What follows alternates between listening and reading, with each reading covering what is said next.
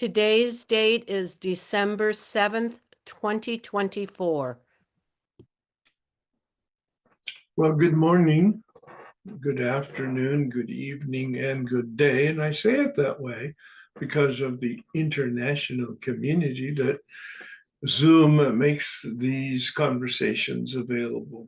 This is a gathering of people who are interested in forgiveness. Full disclosure, well, first of all, my name is Herb and I'm an alcoholic. Full disclosure is I'm in a 12-step program, and quite frankly, everything I do comes from the perspective of and experience with a 12-step program. Today, we'll be talking about freedom of forgiveness. A little twist on the terms that I've used in the past, maybe a subtle, but if you can embrace that, at least for the next couple hours, as I and then Dr. Luskin unpack forgiveness as a process, I think it will have perhaps a new meaning, a new connotation, a new experience for you.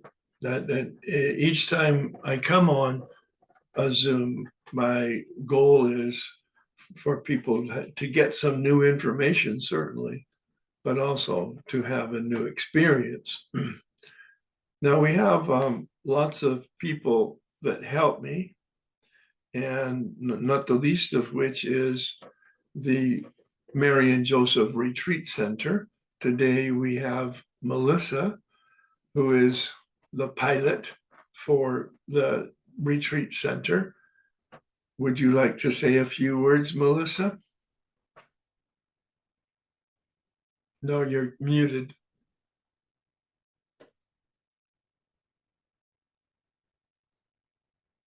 Okay, can you hear me? We can hear you now. Awesome. Well, good morning, good afternoon, good evening. Welcome all time zones and people of God. We're so happy to see all of you, and we appreciate you supporting the Mary and Joseph Retreat Center, most especially Herb. Thank you so much. The Mary and Joseph Retreat Center, we are in Southern California, about, well, how we would say about what, 25 minutes away from the airport, Herb? Is that Yes. about right? Yes. Yeah, so we're about south of LAX. And I understand Nan's going to be in town tomorrow. So can't wait to meet you, Nan, in person. So, yes, our retreat center was established in 1963 by the Daughters of Mary and Joseph. We first started off as a couples retreat center, but now we welcome all walks of life. So if you're able to visit Los Angeles, maybe you can make a special trip here at the Mary and Joseph Retreat Center. Our grounds are beautiful. We're about 8 acres of lush garden. And sometimes you might see a celebrity sighting sitting on the bench, AKA Herb, since he's in the neighborhood. And also on our campus, we have a labyrinth. It's a circular path used for meditation. It's about 55 feet in diameter. It's modeled after the Chartres Cathedral in France. You can't make it to France, but you can make it to California. Please come visit. And we have the Heavenly Bound bookstore, where we also carry a lot of Herb's jewels here. Herb, we know he has centering prayer meetings. He has books published.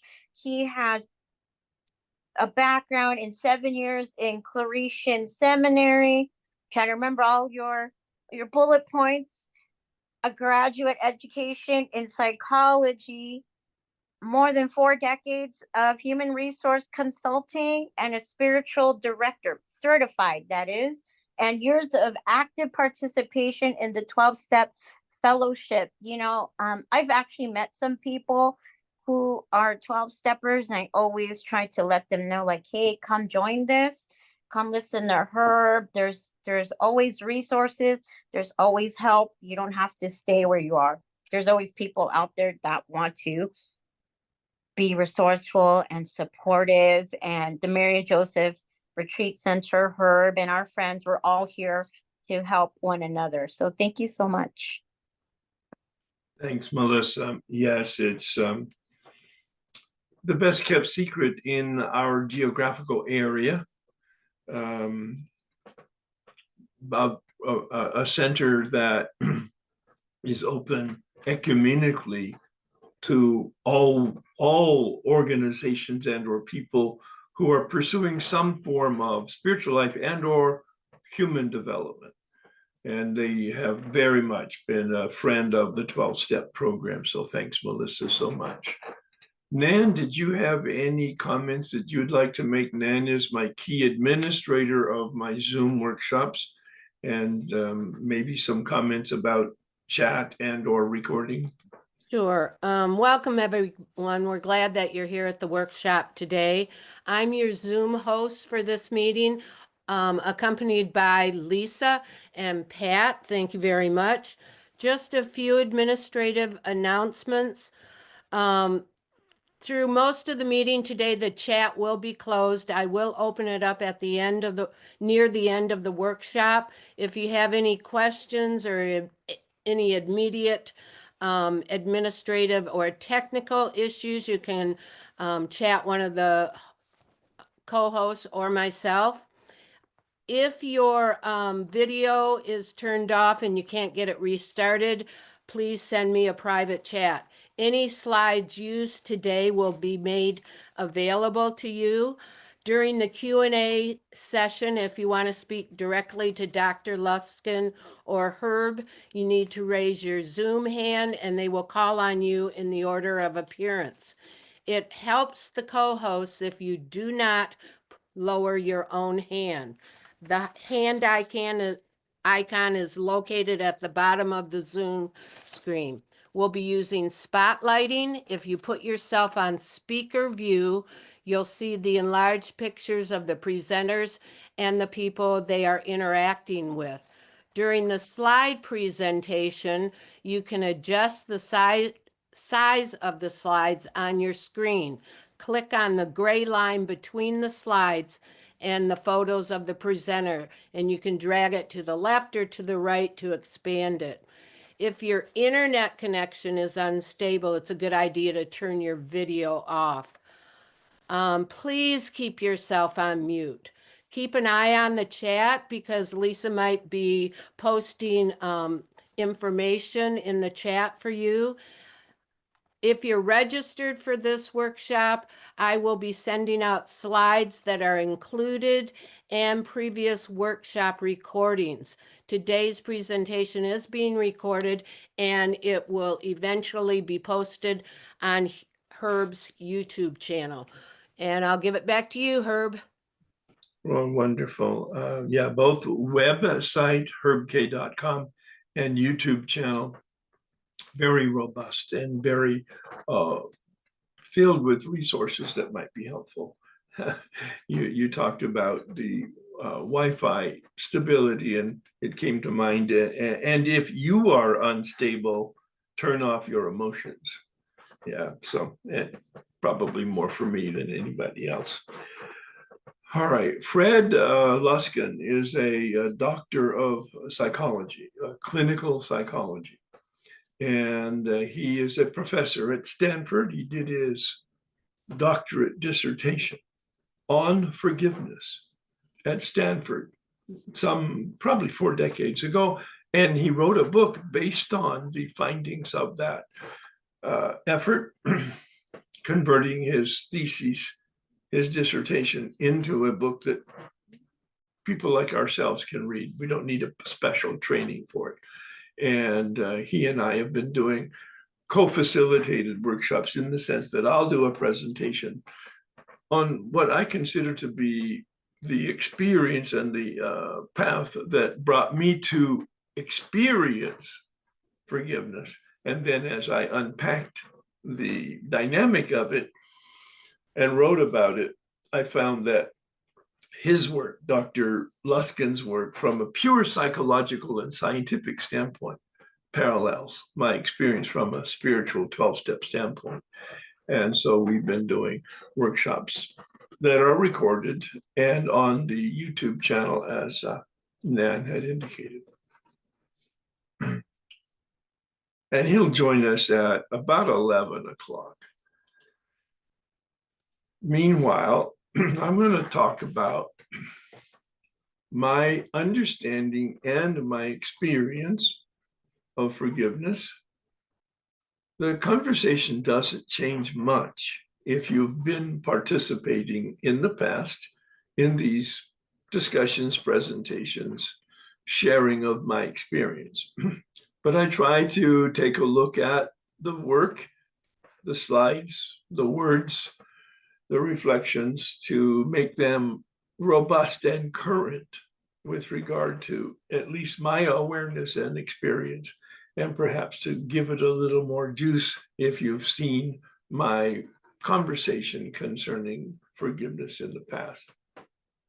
Freedom is really the goal here of forgiveness, as freedom is the goal of a 12-step process.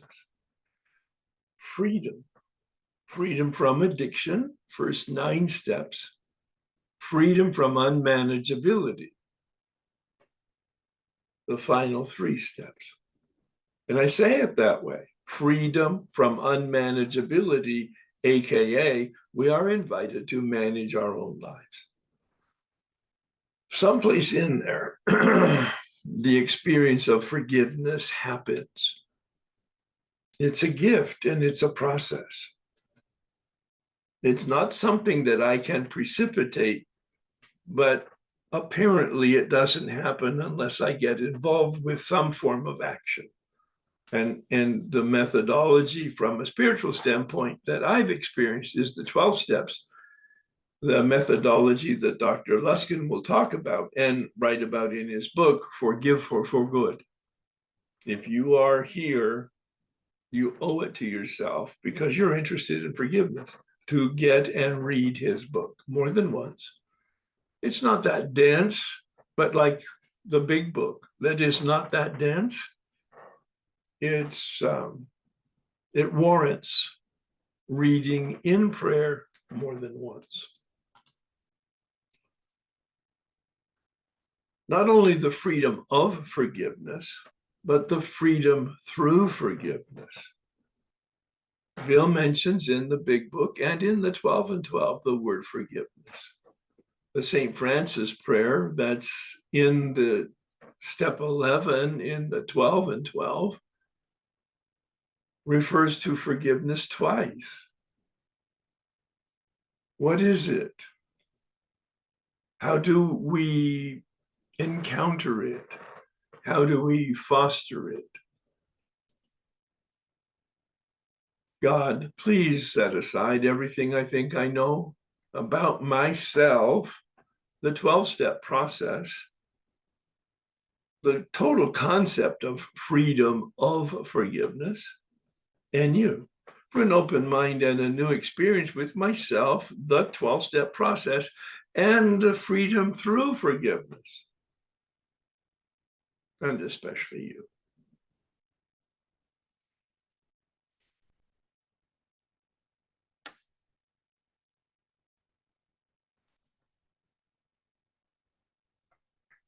The bondage of addiction and the bondage of self.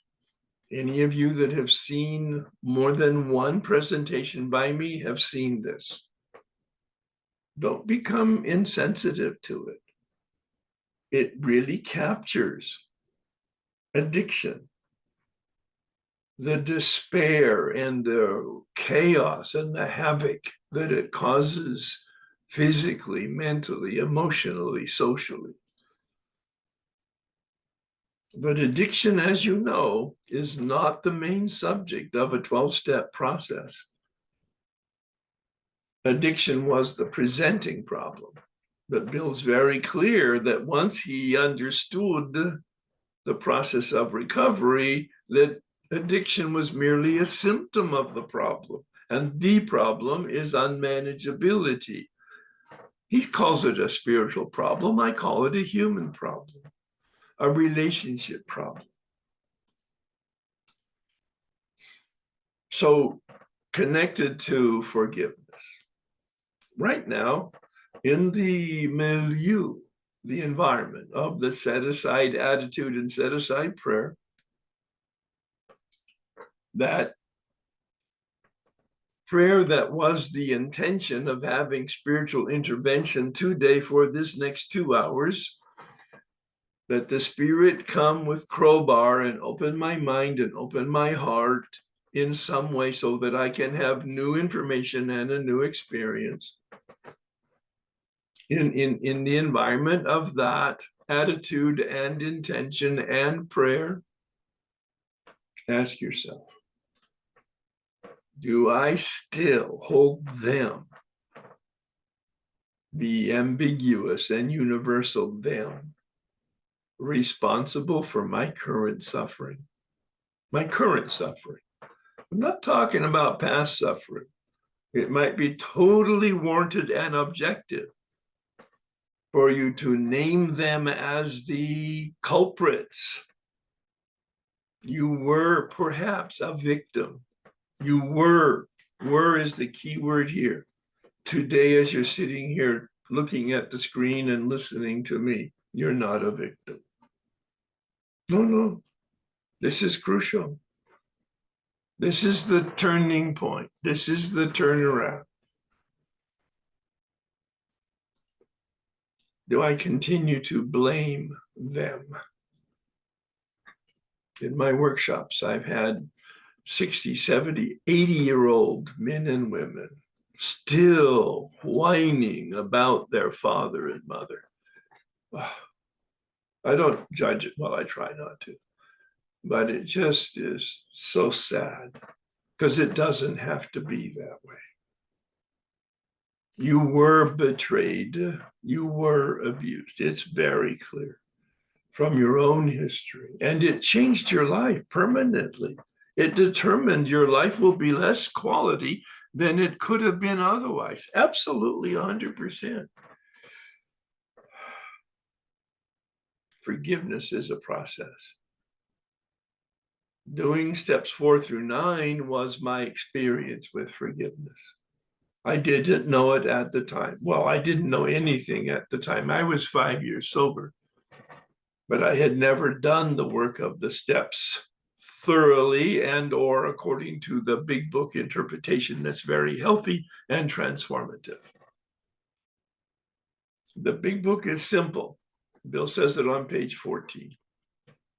Make notes, by the way, if you want to. Please do not try to research the page numbers and the quotes that I may give during my conversation with you. It will distract you from the context and from the continued comments that I will make. Make a note, look it up later on. Page 14 at the top of the book, at the top of the page. Simple but not easy. A price has to be paid. It means the destruction of self-centeredness. That's the unmanageability. And then he says, I must turn in all things to the Father of light who presides over us all. This is the turning that is completed and effective when we apply steps 4 through 9 in the way I believe they were intended in the big book by the author and the early AAers. By the time I finished the 9th step, I realized I had participated in a process of being released. Have you finished the 9th step? Be honest. Did you have an 8th step that was complete? And did you check all of it off and complete the amends list?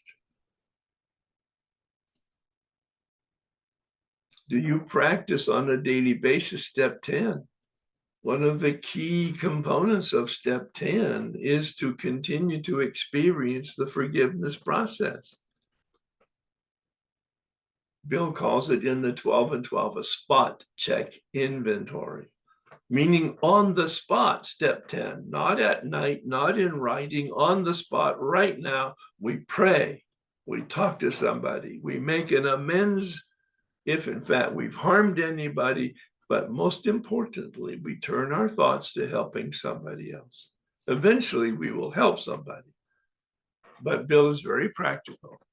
At the moment that we're in this trying to not be disturbed, as he said in step 10 in the 12 and 12, it's a spiritual axiom. When I'm disturbed, there's something wrong with me. And if you don't agree with that, and or you don't have an experience with that, I implore you to find somebody who understands column 3 and column 4 in the resentment inventory, pages 64 to 67 in the big book. 3 pages, the formula for freedom. I'm not going to talk about that now. You can go to the YouTube channel and take a look at the work that we've all done, and we talk about and discuss at some length. Column 3, resentment, looking at my delusional beliefs, my unenforceable rules, as Dr. Luskin calls them, and then unpacking column 4, where I assume, because of the reality of my experience, I assume full responsibility for my emotion of resentment. I don't assume responsibility for the circumstances. I don't assume responsibility for the people who hurt me, abused me, betrayed me. It's all true. It happened.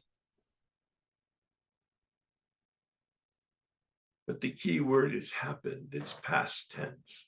It's not happening now. It was tragic. It was criminal. It was unfortunate. But it's not happening now. It changed my life. It diminished my capability. It diminished my opportunity. It diminished my quality of life. Yes, indeed, and maybe permanently. Yes. Deal with it. What's the alternative? We're not victims. Today, we're not victims. We were, but today we're not victims. Have you finished step 9? Do you practice on a daily basis step 10? Have you experienced the promises? Pages 83, 84, and there's many other promises. Read the promises and meditation embedded in step 3 on page 63, that first paragraph. Read and meditate on the meditation and promises at the conclusion of step 5 on page 75, the second to the last paragraph. Make notes, please. Don't be doing the research. You'll kind of miss some of the perhaps knowledge and experience that I'll be sharing. The promises eventually of the 12th step is awakening. What does that mean even? Read appendix 2 in the back of the book. It tells us, what does it mean? Spiritual experience, spiritual awakening. That's a promise. That's the main promise. Now that's the outcome, awakening. The name of the experience is freedom. Freedom from addiction, page 84, neutrality. Freedom from unmanageability. The promise of page 85, the practice of our way of life, our way of living. The practice daily of 10, 11, and 12. Oh, this is not for sissies. This spiritual walk. Bill says it in the big book. We're at the fork in the road. And the one path, the path that most people travel, is well traveled because it's the easier, softer way. But it's the path of perdition, the path of suffering, the path less traveled is the path of light. And she said, simple but not easy. A price has to be paid. It means the destruction of self-centeredness. Those are not gentle terms, and it's not an event. It's a process. Listen to the words on page 85 after step 9, when he's introducing us to the world of the spirit. You have entered the world of the spirit is his phrase. We're not cured of what? Unmanageability. our humanity. We have a daily reprieve from our unmanageability. That daily reprieve formula is the practice, daily practice. Practice, not perfect, practice, not hours, practice, whatever awkward time that you can provide. Consistently or not, diligently or not, do the best you can, knowing it's not the best you can, and it'll be good enough. Trust me, it won't feel good enough at the time, especially for you perfectionists. And I know you're out there. I'm inclined in that direction. Bill knew it at the end of page 60. Progress, not perfection, please. There's a list of absolutes, those 12 steps. There's a list of principles, those 12 steps. And he says we practice these principles in all our affairs. Step 3 has so many absolute statements, phrases, words. High bar. And yet he relaxes us. Relax. Progress, not perfection. Do I practice daily? Do I hold myself accountable to a sponsor or a companion, some type of a human being with whom I'm transparent about what I think and what I feel and how I'm doing? That's the formula that my sponsor gave me to report in on a daily basis in the beginning, and then now I do it on a every month basis or so. I had one sponsor for 28 years and my current sponsor for the last 12.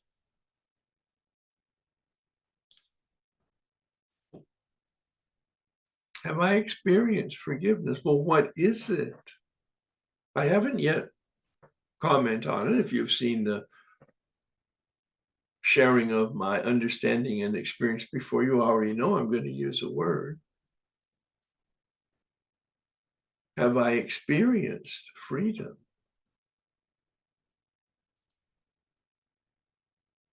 The freedom of forgiveness. Ask yourself, where is my life working? Now, it may or may not be connected to forgiveness. I'm not going to go to a broader, more inclusive commentary. But inventory will surface where your life is not working. It's going to be connected to your instincts of fight, flight, and freeze. Fight, anger. Flight, fear. Freeze, dishonesty, camouflage. It'll come down to one of those three. The fourth step will surface that. Bill gives us the model, looking at resentments, looking at fear, looking at sex and secrets. How effective have you been with your efforts? Be careful about judging. This is evaluation, not judging. Do I really want a life of freedom? Is that part of my vision of what I want on a daily basis? A daily basis, freedom. Is that the lens through which I look? Freedom. And again, what is this thing? Herb keeps talking about forgiveness. He has not yet given us the definition, not even a hint of mint. And what is today's invitation? Many of you have had any exposure to me at all know that that's a word that I use at the conclusion of my daily meditation. Yes, I have a daily meditation since 1988. I was 4 or 5 years sober when I was taken through the steps, especially step 11, by somebody who knew what they were doing and knew how to translate the big book into practical application. And I have not had any problem with daily meditation since 1988, when I understood what meditation is. It's a subject for a different day. Again, look at the YouTube channel for lots of commentary and sharing and presentation on meditation, both my own interpretation, and I do co-facilitate meditation workshops with Dr. James Finley.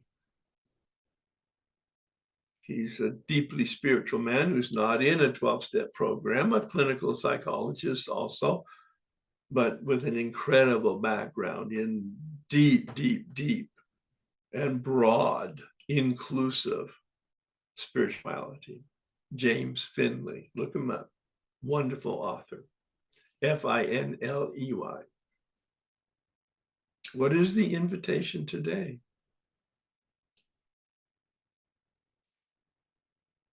So just as an overview of a 12-step process, as I see it, as I understand it, as I've experienced it, it's about relationship, a relationship with power. Relationship is my synonym for spirituality. I don't need to use the word God, and I do not need to use the word spirituality. Power. If I don't have sufficient power, I need power. And I also need a relationship with myself, a healthy relationship with myself where I have a sense of personal value and empowerment and agency.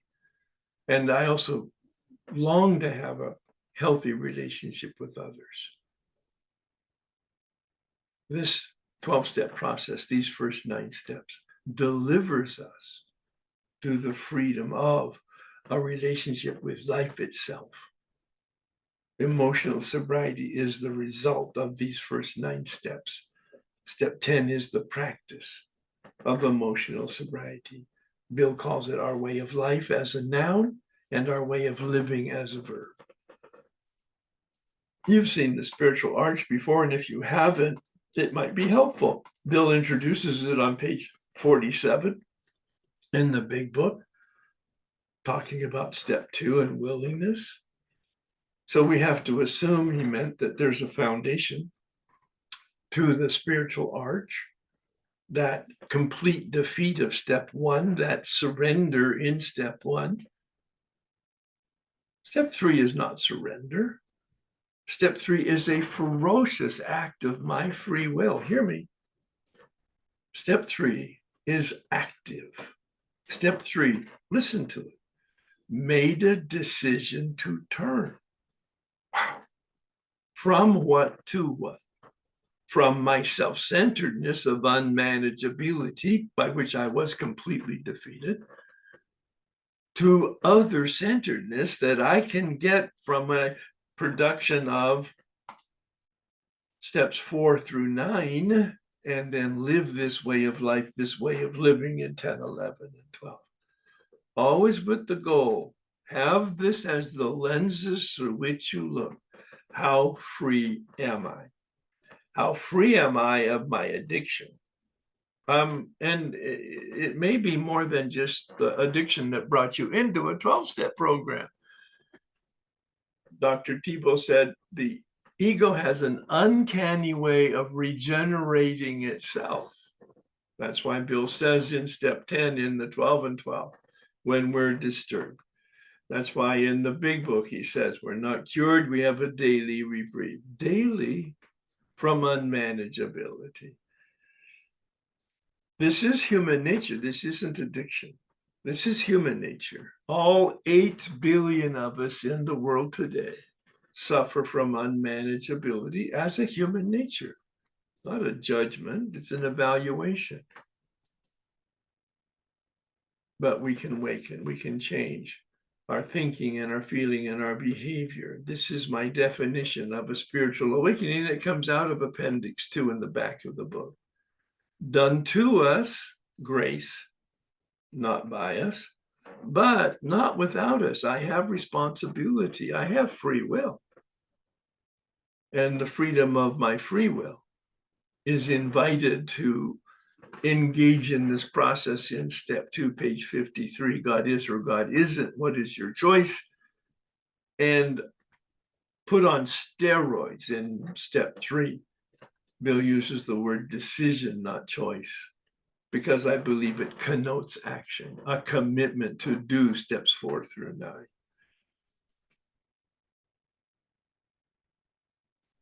Step 1 is that we realize addiction is a problem. It's not the problem. Unmanageability is the problem. And through the first 9 steps, we can get freedom. The freedom to realize that we're clutching the bars. This is key to the forgiveness process. Look at the cartoon. There's no walls, ceiling, floor. There's just pathetic Herbie. You've heard it many times from me because I love this cartoon. 1988, 5 years sober. That was me. I thought I was a victim, and I didn't know that I didn't know, and I couldn't see that I didn't see until I finished those first 9 steps, naming harms and making amends. Making amends has 2 connotations. Amends, I need to change my behavior, but it also is, and more relevantly is, about repairing the damage. I need to change first, or at least be intentional about wanting to change before I actually make the amends to other people. It would be rather inauthentic of me to continue the behavior while I'm making my amends. There's so much confusion and maybe even misunderstanding about step 8. What is a harm?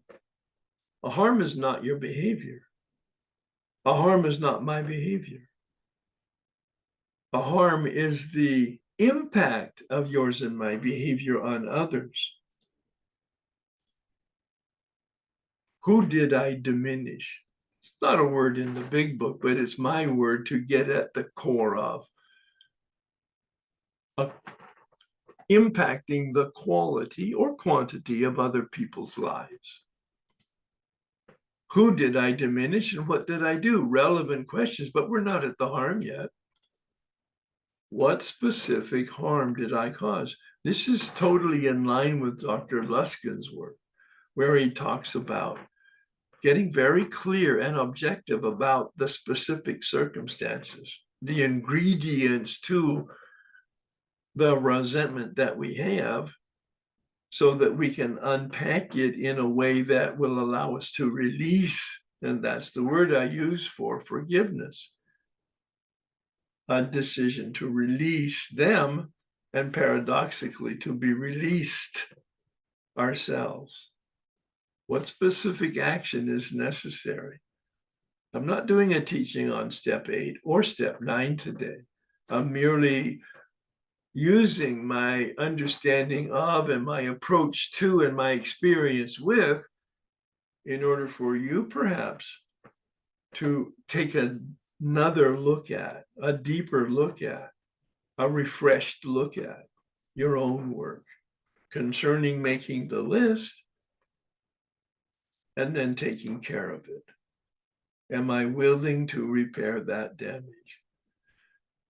Bill's very clear in all of the even steps that willingness is the cornerstone. Willingness in step 2, and he carries it through all of the even steps. And you check it out.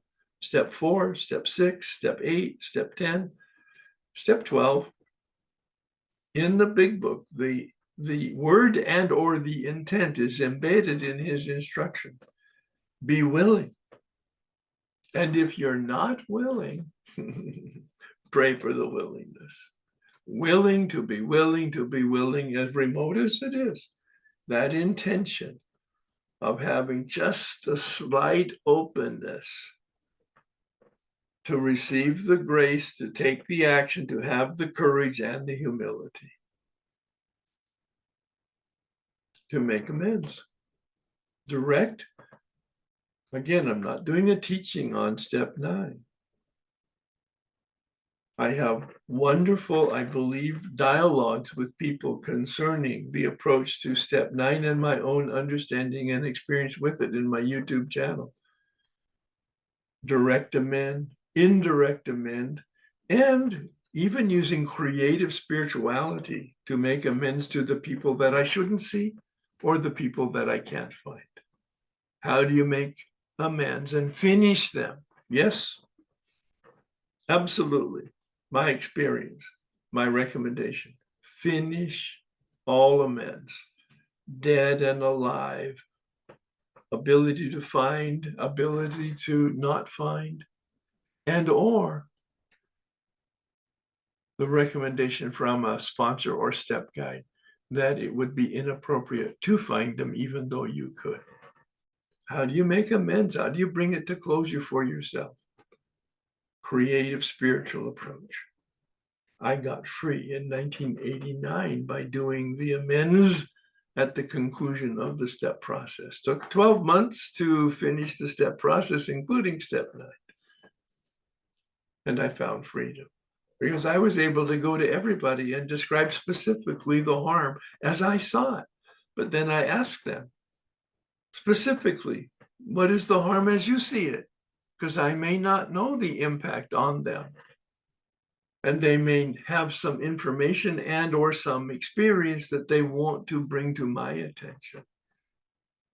Nobody wants to spend much time in this process. I certainly don't when I'm there. And quite frankly, most of the people didn't who were there. They wanted it over with. They were uncomfortable. The 2 exceptions were my 2 daughters. They wanted to sit for a couple hours and talk to me about their perception of my experience as a father. And it was very healing. And we have a tremendous relationship today. But then we suggest the amends. We don't tell them what we're going to do. We ask them after we describe what we think is the appropriate balancing act.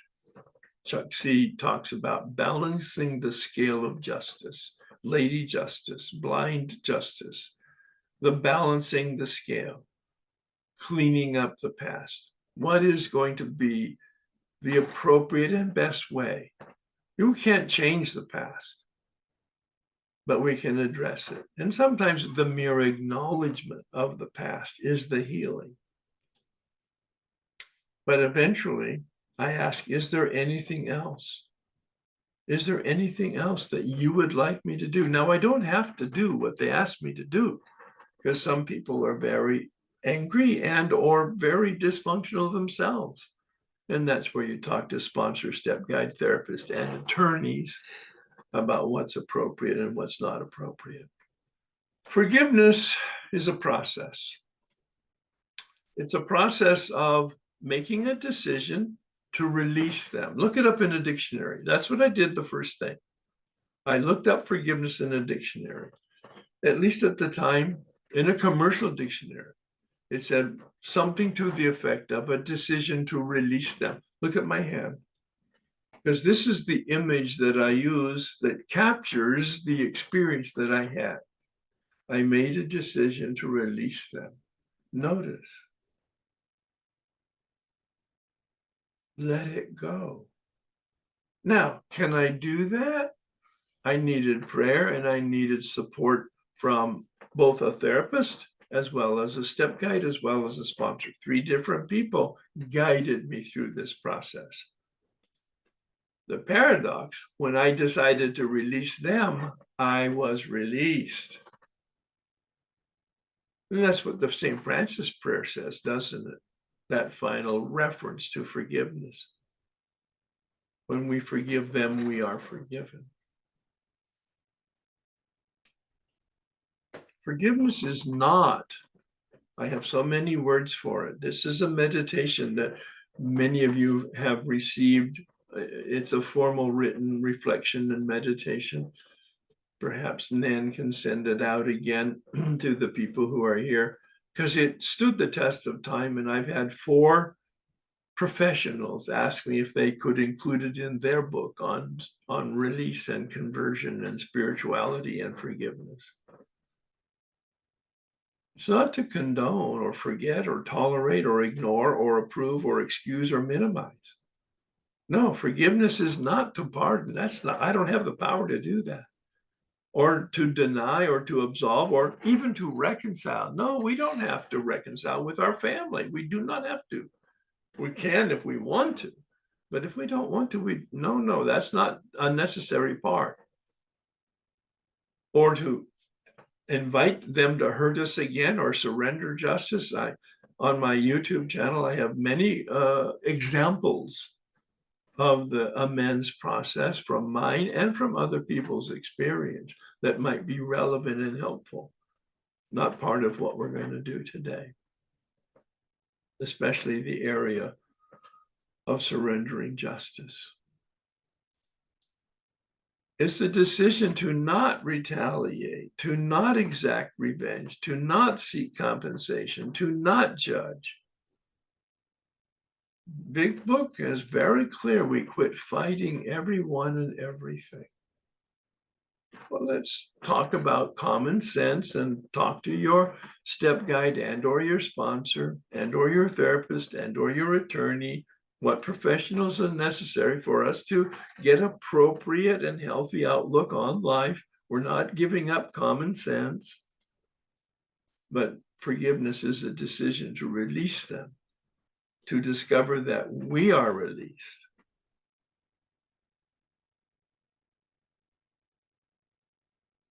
A conscious intention to be released. Dr. Luskin's format, as I've summarized it, Reader's Digest version, parallels the 12-step process. Name it objectively. What was the hurt? What was the betrayal? Be very specific. A general feeling, oh, you hurt my feelings. No, doesn't cut it. In the same way, column 3, column 4 invites us to specificity. It may not be the instruction you got. It may not be the instruction you saw in the Big Book or the 12 and 12, but it was the instruction I received from my sponsor. Be specific, and the more specific, the more effective. Name it, describe it. If you need to, spend some time in stream of consciousness writing. Spend some time in therapy so that you can unpack it emotionally, maybe with a bataka. If you don't know what that means, look it up. I'm not spending any time on that process. But I did have that experience in terms of my relationship with my father. And it got such a deep visceral experience that would release me emotionally from 20 years of emotional and verbal abuse, never physical, so that we can understand it. Understanding doesn't change it, but it gives us an insight into our hope, our expectation, what we wanted out of this circumstance or this relationship that we didn't get. And to take a look at the lenses through which we look. The gift of column 3 for me was to take a look at my beliefs. What did I believe about life? What did I believe about myself? What did I believe about others? And I was shocked and embarrassed, humiliated, actually, because I really did have delusional beliefs. I didn't know it, age 48, 50 years old, when I did this work, 5, 6 years sober. It was really humbling, which is, of course, the point. The deflation of the ego at depth. This is not, again, a walk in the park. This is not, again, a walk in the tulips. Simple, but not easy. It meant the destruction of self-centeredness. It's in the Big Book, page 14. The destruction. Now, Dr. Berger talks about the deconstruction. I like that, a much better term, because it is a process, and that's what happens. A deconstruction of the story. A reframing of my story about who I am, what life is, and my relationship with other people. Reframing it. Dr. Luskin calls it brilliantly unenforceable rules. They're unenforceable. I make up a story which I use as my litmus test of reality. It's not reality, it's my story about reality. Dr. Berger talks a lot about emotional sobriety. He has a book on it. His most recent book, Emotional Sobriety, looking at what is reality and my relationship with it. I need to acknowledge that. Reality is just reality and it's not personal. What is my attitude? Reality is just reality 100%, says one of my teachers. Reality is just reality 100% of the time. It's immutable, non-negotiable, like the law of gravity. Nature has its laws, not only physical laws like gravity, but human laws, nature's laws about human behavior. One of them is that I'm responsible for the consequences of my life. I'm not responsible for circumstances and events and people and their actions. I am not responsible for that. But I am 100% responsible for my perception, for my reaction, and my behavior. That was the turnaround, I call it. Byron Katie calls it the turnaround in column 4 of the resentment inventory. To accept responsibility 100% at age 48, 49. And that, in fact, the life I had was the life I had created. In terms of not what was done to me, but my response and reaction to it, all my decisions to accept objectively. That if I want my life to be different, I need to think differently. I need to feel differently. I need to perceive differently. I need to especially take different actions to implement these decisions. The key. And you've heard it many times in the rooms. Action is the magic word. A process, an experience. They are released, we are released. I've given some idea as to an understanding of forgiveness. I'm here attempting to motivate you to want to have the experience, if you don't have it already, or to fine-tune the experience that you've already had of freedom, of being released.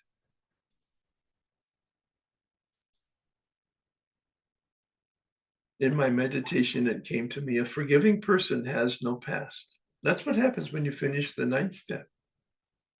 You have no past. There's no negative valence. There's no shadow hanging over you. You have the freedom to walk in any space with any person and not feel shame or guilt.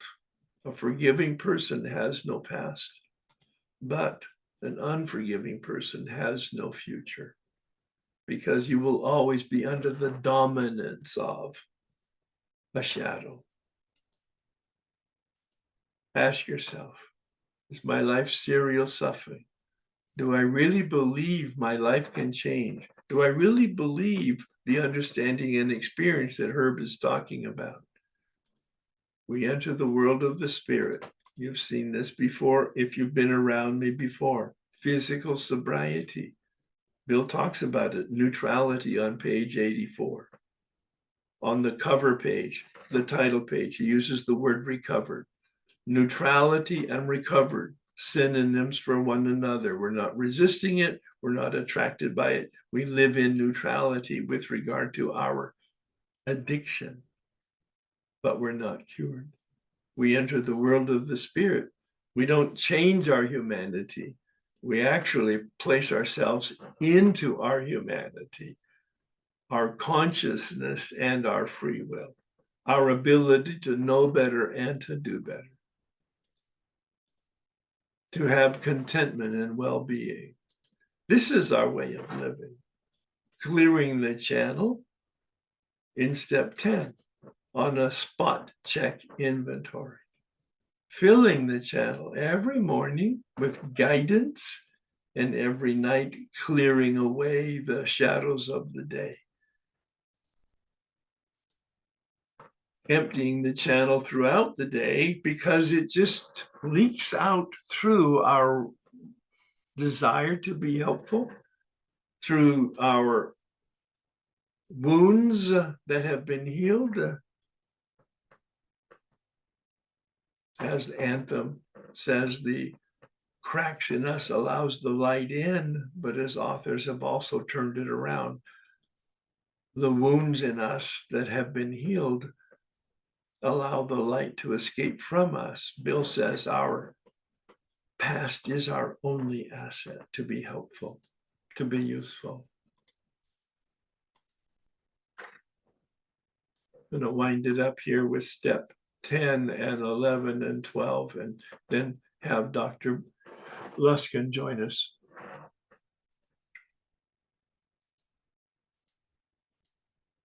Watch for these instincts gone awry. When they crop up, Bill says we pray, we discuss, we amend, and we help others. The result is forgiveness. That is the release, because we've turned to the Spirit. We've turned to the light that diminishes the darkness. We live practicing emotional sobriety. That self-regulation that gives us balance. Emotional sobriety, self-regulation that gives us balance in our relationship with life, in our relationship with ourselves, in our relationship with other people. Bill talks about sanity. That's that neutrality. Not resisting and not fighting and not attracted to. Living in neutrality with regard to our addiction. A process of the dimmer switch going up a notch at a time. But it also goes down a notch at a time. The ego has an uncanny way of regenerating itself. Stay gently pressed up against it, moving it forward. That dimmer switch, so that the lights get incrementally brighter, changing, diminishing the darkness. A change in our attitude, a change in our willingness to accept reality as it is, a practice. And we practice life, and we practice forgiveness, and we practice helping, and we practice consciousness, and we practice compassion. Life is a practice. My feet determine my freedom through my attitude. My feet, my action.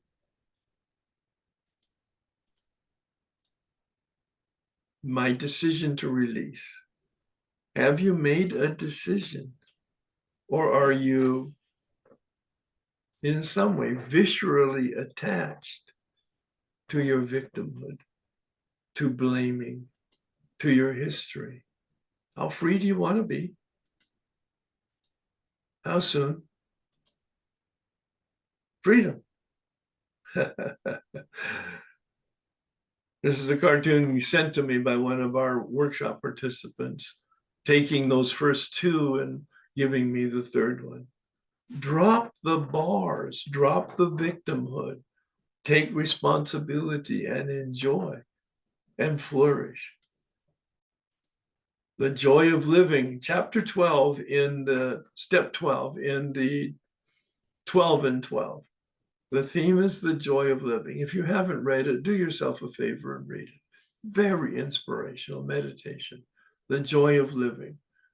Our head in the clouds, steps 10, 11, that combination of inventory and meditation.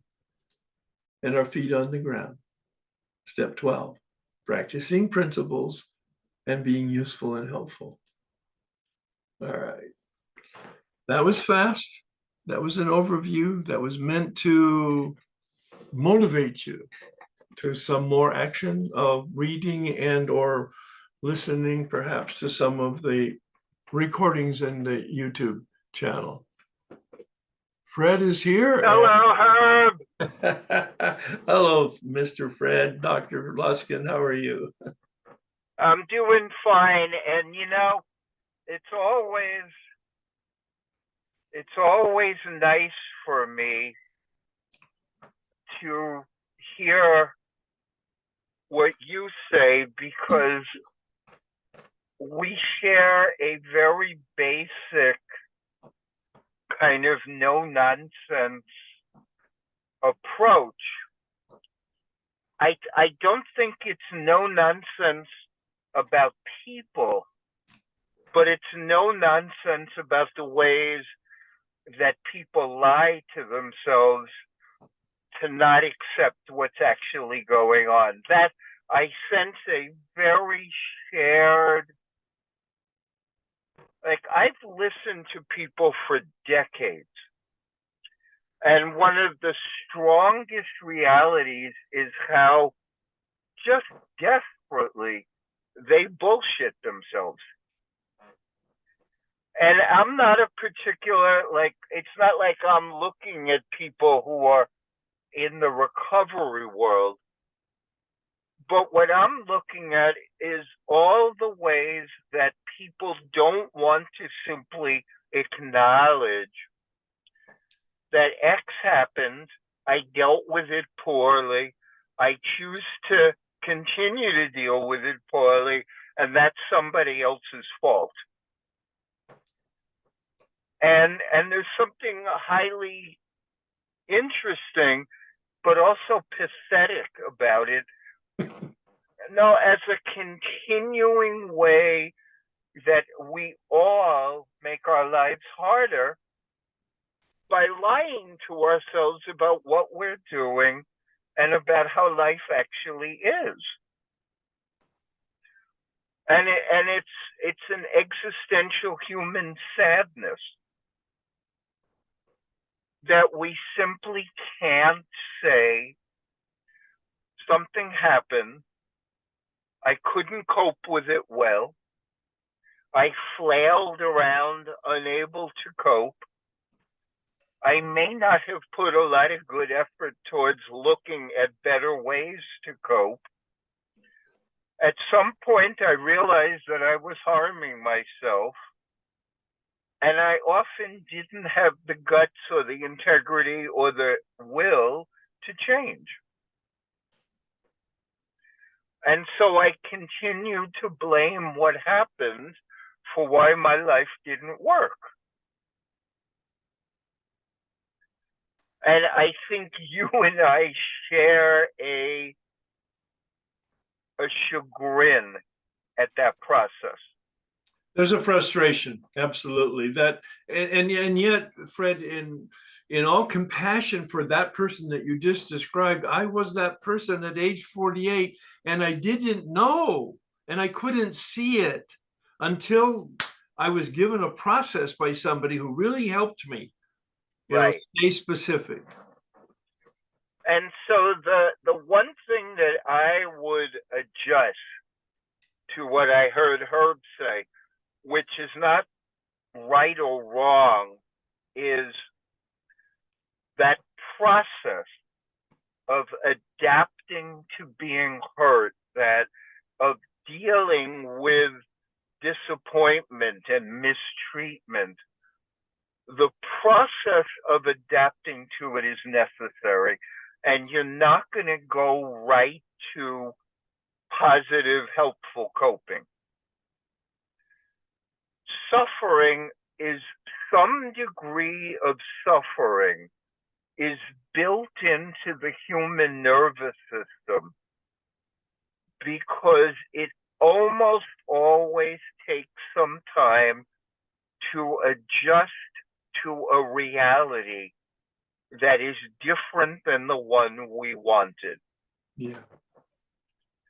And so there has to be, in both us and all the people we interact with, an understanding of how difficult it is for human beings to, one, adjust to realities which are different than their picture, but the difficulty that human beings have adopting a picture that is more aligned with reality. So you have two difficulties. You have one, let's say you're with a substance abuser and your picture is they need to stop using substances, and that picture turns out to be way out of alignment with reality. It's very hard to adapt that picture to the reality of they are an addict or I am an addict and they can't or won't change. But the deeper work, the more important work, is learning to create better pictures of life. And if you forgive and you pay attention to the process that you took to create a better picture, or a picture that isn't resisting so much the way reality is, if you will sit with that, you will see that you need to work on some of your basic pictures and expectations and ways of holding life so that you don't trip yourself up so desperately the next time. And that's the deepest unraveling work. Like, it's one thing to say, I had crappy parents. And these people, they were like world-class crappy parents. They gave out awards for crappy parents, and my parents were right there to get the award. And now I'm 45 years old, and having crappy parents is no longer an excuse for living a crappy life. That's one thing. The second piece is looking at how I created a drama of victimhood by recognizing after a time that my expectation and picture for a certain kind of parents set myself up for suffering. So when you're 10, you can't go, hey, not everybody wins the lottery. Not everybody gets loving parents. At 10, it is absolutely appropriate to be disrupted, unhappy, lost, and requiring adult guidance to help you through it. But somewhere with adulthood, you need to become your own adult. And that means looking at your expectations or my expectations or my pictures of things and making sure those pictures are a little more flexible than the ones I had when I was young or the ones that I had when I made myself miserable. And it's creating more flexible, responsive, open-hearted pictures that is the harder work once you have done a little bit of forgiveness, because what forgiveness is taking reality as Herb says, which is simply what happened, and creating a story in your own head where you're okay with what happened because it happened.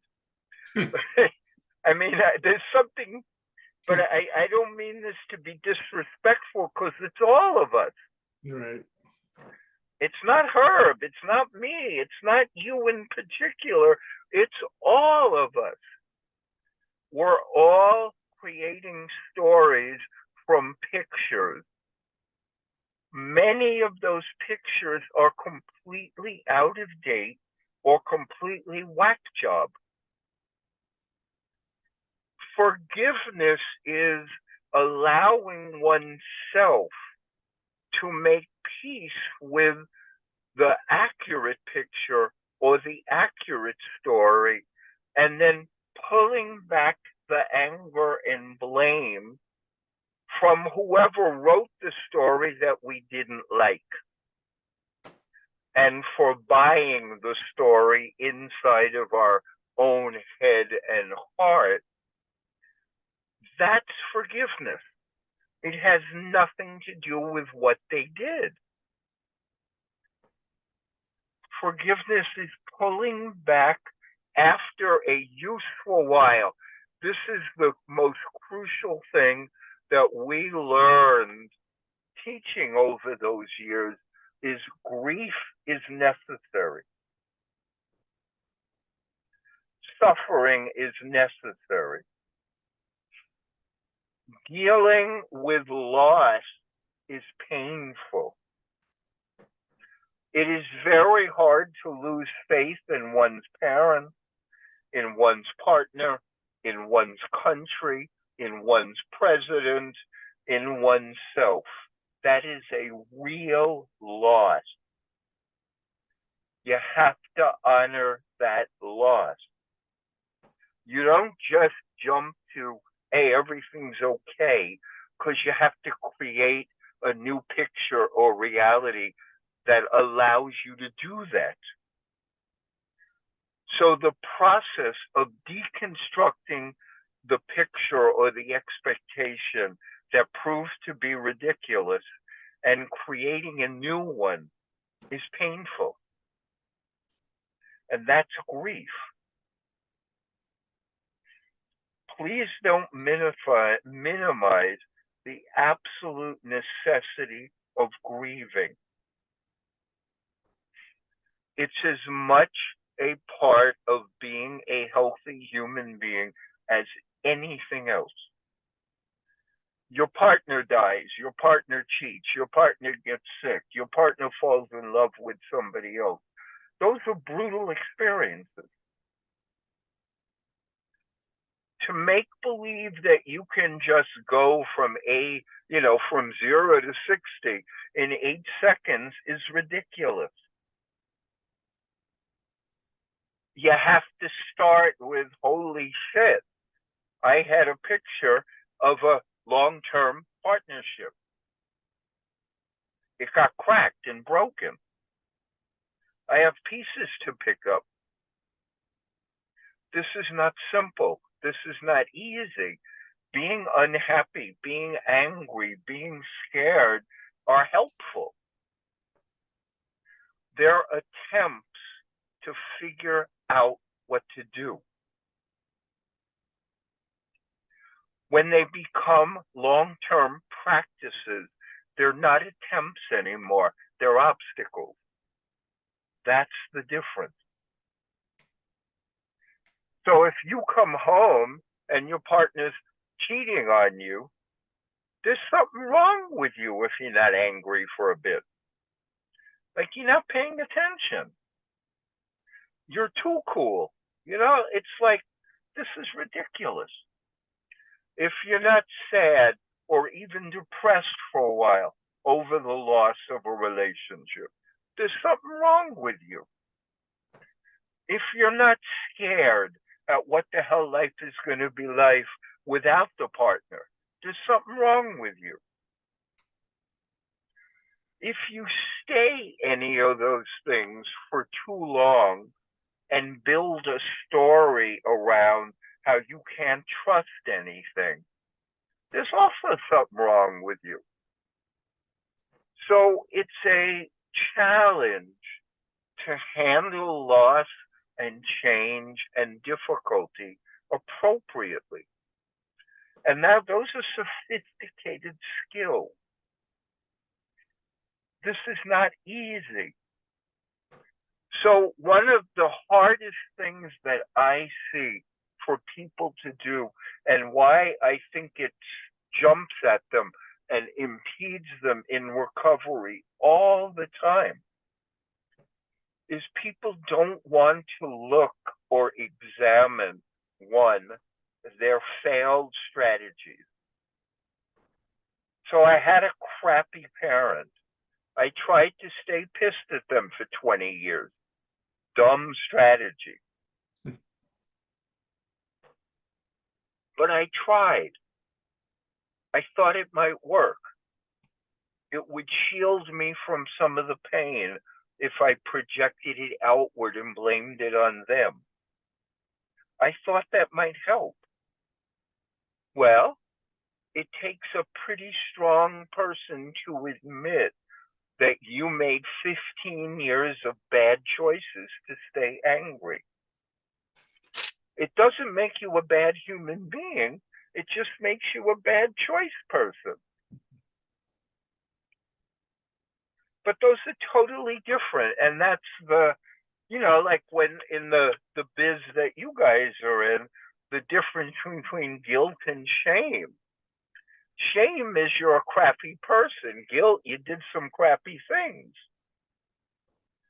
Those are entirely different.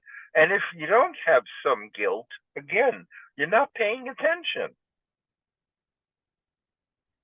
You did crappy things. Other people did crappy things. Those don't go unacknowledged. And you have to incorporate into your reality that people do crappy things without hating people. And you have to incorporate into your reality that you screw up without thinking you're a crappy person. But you do screw up.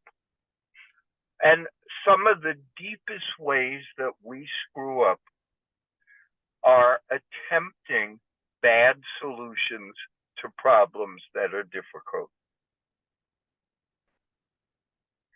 So if you have built a story that growing up in the home you did was so bad and that the parents were so inadequate that you can't be a productive adult, that story is probably useful in short moments and horribly unuseful in big moments. Because that story becomes your problem because it's a bad solution for how to deal with crappy parents. A better solution, and again, not at 10, and maybe not even at 18, but at 28, a better solution is I had crappy parents. I learned crappy habits in response to having crappy parents, and now I'm stuck with those crappy habits, and I better work my butt off to get better habits. That's a better story. But you have to realize that you have crappy habits and crappy stories before you can change them. And the way we don't realize that is because we blame the past and other people so we don't have to look at the garbage between our ears. That is the strategy that many, many, many folks take. I don't know how to deal with my past. I don't know how to deal with my bad decisions, so it's going to be somebody else's fault. That's a strategy. These are not stupid things. They're strategies. They're attempts at solving a problem. They're not wasted. They're stupid. They're unskillful, but they're not stupid. That's totally different. But there's nothing to hate about yourself for trying that strategy out. What's not good for you is keeping the strategy going long after you see it doesn't work. That's where the problem comes in, is keeping a strategy going long past you see that you're not the sharpest knife in the drawer holding this strategy. But the place that I'm interjecting something to what I heard Herb say is this necessity of grief and confusion. Because this necessity is the period with which you're trying to rebalance and come up with better ways of moving forward. The reason we get so stuck and can stay angry or as victims for so long is we don't recognize how hard we work not to change. We have full-time jobs, not changing. We work overtime, not changing. We work Saturdays, Sundays, nights, evenings, weekends, not changing. When you can come to some clarity of how hard you are holding on to patterns that aren't in your best interest, you can forgive yourself. Because all you were doing was an unwillingness to look at the product of your own life experiment. We're all experimenting, yet we don't like to look at the results. We're all doing daily experiments with life. So I have a girlfriend partner. Sometimes we, like everybody else, get into arguments that have absolutely no beginning, no end, and no purpose. We say the same things, we argue the same way, we look the same way, we give up the same way. We have a patterning. We've been together now 11 years. I'm going to say it took me 8 of those before I was able to watch her and recognize she's stuck in a pattern. The minute I saw that, I realized, well, Fred, right this second, by recognizing that, you have a choice. Do you continue your pattern or not? You see that she has one. You know what the next dance step is. Do you do it? Those are existential moments. Do you say what you said 74 times already? Because you know what she's going to say in response. Or do you try something new? If you don't try something new, then none of it is her fault. Because you're just dancing together. This came to me while I was watching her, and I'm not blaming her. This was our dance. But I watched her. I literally watched her say the exact same thing. Her face looked exactly the same. Her body mannerisms were exactly the same, and we were simply locked into a pattern. And I, for the grace of whatever, was given a moment's choice. Do I continue the same dance, or do I try a new step? Again, if I continue the same dance, not one shred of this is her fault. None of it. If I change and she doesn't change, then she may be at that moment more stuck than I am. But we'll never know until I change. So I started, and it's not easy and it's not quick, but I started inside of my mind not that long ago saying that her name, and I completely and unconditionally forgive you for everything. I say it inside myself. There's no reason to say it out loud, because she'd say, well, you have nothing to forgive me for. It's your thing. But inside of my head, I say, I completely and unconditionally forgive you. And I also remind myself that she's done enough good things so I can completely and unconditionally forgive you at this moment. Now, that just buys me a moment. It buys me a moment where I'm not blaming her for anything. We're just in a dance that's an uncomfortable pattern, but it's not her fault. It's no longer her fault. And I am able to take a quarter of a step backward when I say that. So I completely and unconditionally forgive you.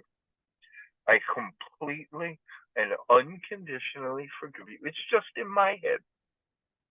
But then I've noticed energetically, I pull back 2 inches energetically so that we're not in combat mode anymore. Because I'm starting to vibrate from forgiveness, or at least equanimity or some peace. I'm no longer part of the argument. And within 10 minutes, each time I have done that, it can end. Because it's not like we've made like world peace with each other, but the dance ends. And this is a metaphor for our life. I'm only using this about my partner because there's an active person there. What I would now offer is we all have the opportunity to do this whenever we realize we're stuck in a pattern. It has, at least she's a target there.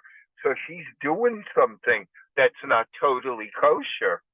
And so I can look at her and say, I forgive you. Well, what happens if we remember a friend that didn't do what we wanted? And they're not there right then, but our patterning is still working. So our patterning is what we want to interrupt with I forgive you.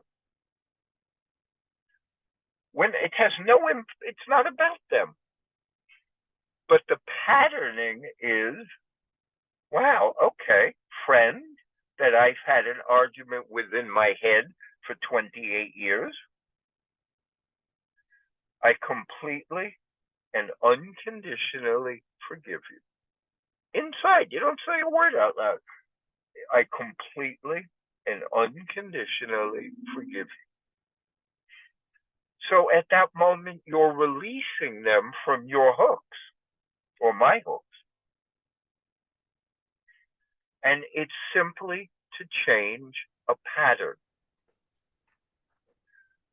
If you have memories of an ex who was terrible, maybe didn't pay child support, maybe didn't do right by the kids, maybe didn't do right by you, all sorts of things. And the memory comes up, and you have a tendency to be self-righteous. Like, wow, I really put up with that asshole for a long time. And you start giving yourself the Nobel Peace Prize for being such a wonderful human being. My God, am I great? Oh man, that schnook was so grace to have me in their life, and they didn't even realize it, that asshole. And I put up with so much crap. There's a dance. You don't want to be free of them. You want to be righteous. You want to continue to be judgmental. You want to continue to be holier than thou. Good for you. But you're stuck in a dance that keeps you tied to something that's a grievance for you. And you will never be free that way. And you will continue to blame it on them. And that's the prison. That's your prison. It's my prison. So many times arguing with girlfriend, partner, I had walked away with, boy, is she unreasonable, or is she difficult to deal with, or boy, her parents must have done X, Y, and Z. And the reality is, those are all true statements. They just don't matter. This is what I'm trying to get at. They may be true statements, and they may have been helpful to me 5 times. So let's say we're in an argument, and let's say I get done with that argument, or I'm in the middle of the argument, and I realize this is a triggered, difficult woman who probably had some issues that she's carrying from childhood. And let's say I do that even 10 times. I acknowledge to myself, this is a difficult woman who probably has X, Y, and Z. Fine. After 10 times, I have no need for that information. Okay, so this is true. Now what? Do I want to stay stuck in a crazy dance? Or do I want to heal this and grow? That's the question. It's not arguing with the truthfulness of what I'm saying. If she came and asked me, Fred, do you think I have some wacky behaviors when I'm triggered that relate to my childhood? I'd say, absolutely. Do you want to know about them? But in the middle of an argument, my mind holding on to those makes her responsible for my responses. And then you got 2 idiots.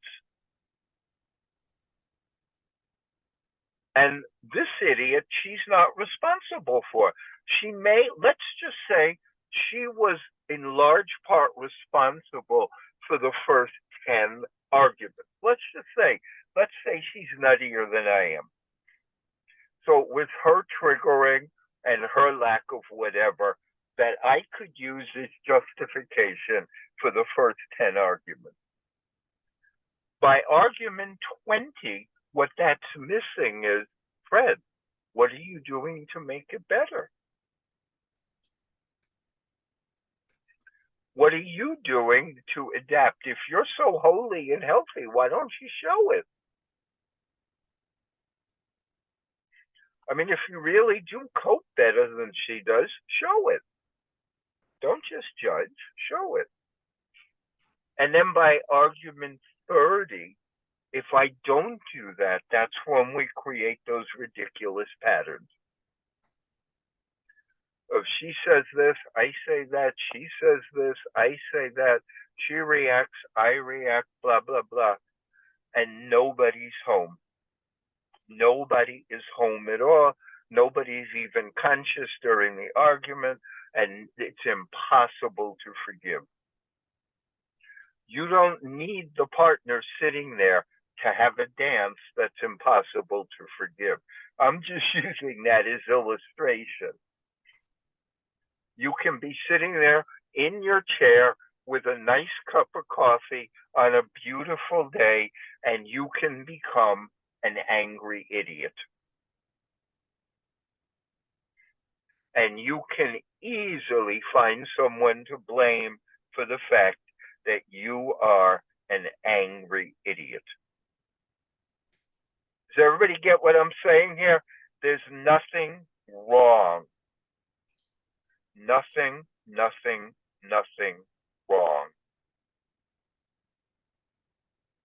Nothing, nothing, nothing wrong with that. However, stuck doesn't help. stuck, stuck, stuck in the patterning does not help. And you can forgive the pattern. And most of us, the pattern is between our ears. Most of us, the pattern is between our ears.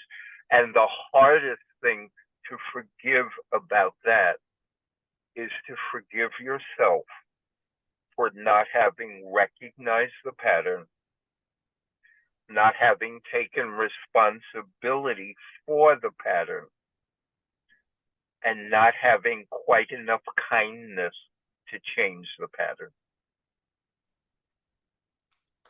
It becomes a question of you, not them. What was it that stopped me from doing that? What was it that had my heart so closed that I couldn't open to changing my pattern? What stopped me? And that is our question.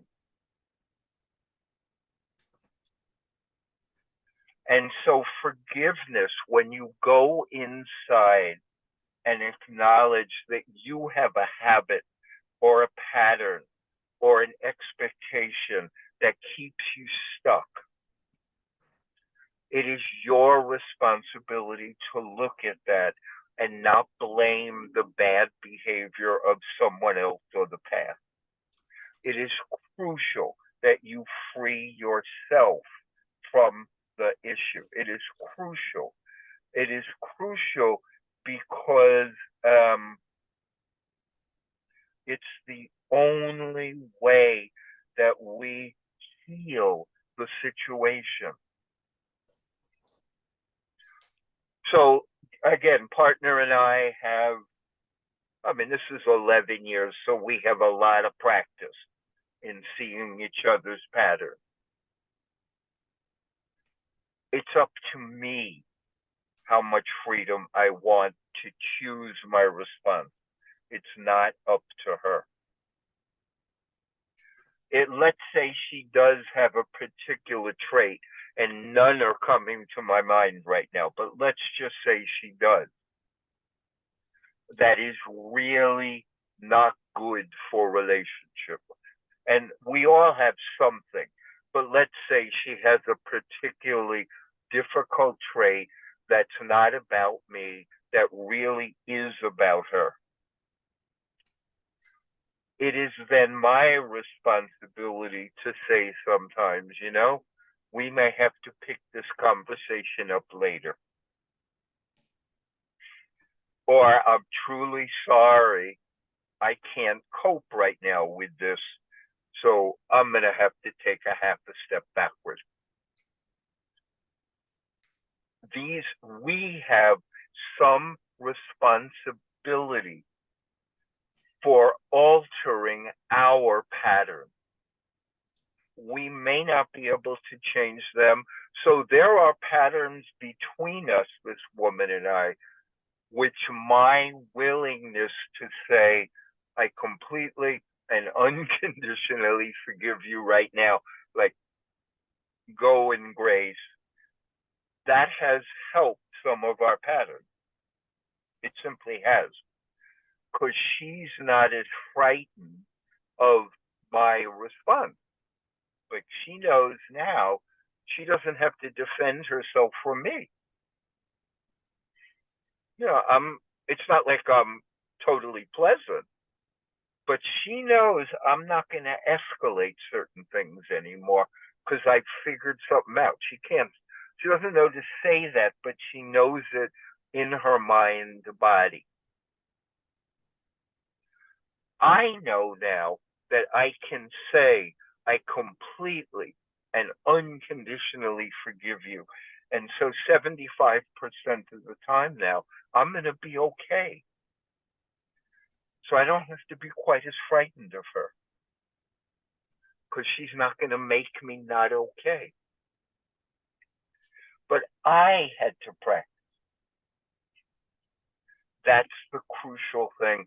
And I had to have a little more flexibility. And this is the second part that I was driving at, is if I have a map or an image of, hey, I'm with a woman and she's always going to be easy to talk to and she's never going to have stupid habits, then I'm going to be alone for the rest of my life. If I have a different picture, which is I chose a flawed human, because I happen to choose a human with a pulse and they're all flawed, but I chose a flawed human. That flawed human comes with all sorts of obstacles, all sorts of crap from childhood, all sorts of crap from current stress. Maybe some days she doesn't feel good, whatever. But this flawed human being is going to bring stress sometimes to my life. That's a healthier story, because that one, as Herb says, is called reality. That's reality. You're choosing a flawed human being who brings trouble with them just like you do. You're choosing it. That's called reality. It's called life. We are choosing to be with flawed people. We are flawed. So imagine if not just as a consequence, but as a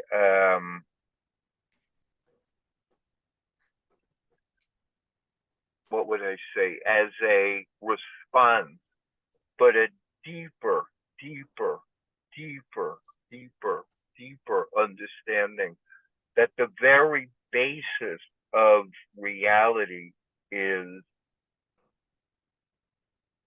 I am with flawed humans and I am a flawed human. And when flawed humans have to learn how to deal with each other, we can't do that without forgiveness. So when I'm able to remember that this person is difficult, but she's always difficult this way. I mean, this is not like an unusual thing. I'm talking about an argument that has lots of patterns and history.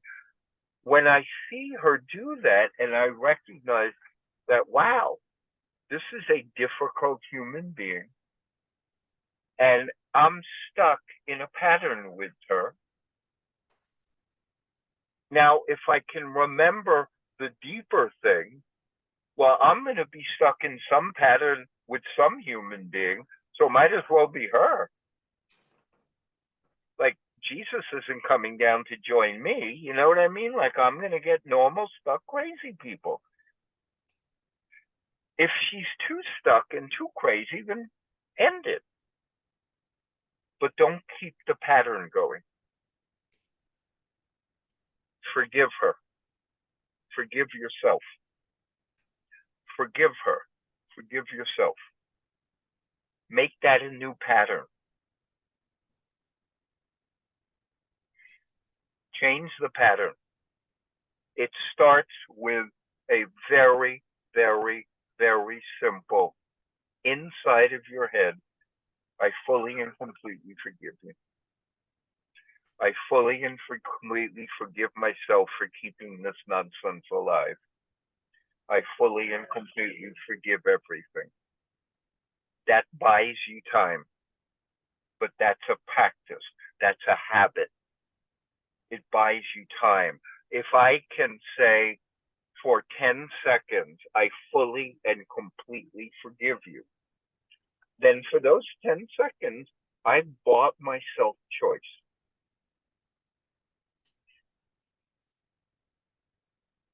I bought some time. I bought some choice. Now, what do I do? Now, what do I do? But it's completely on me. If I go back into the argument, I'm choosing it. And none of that is her responsibility.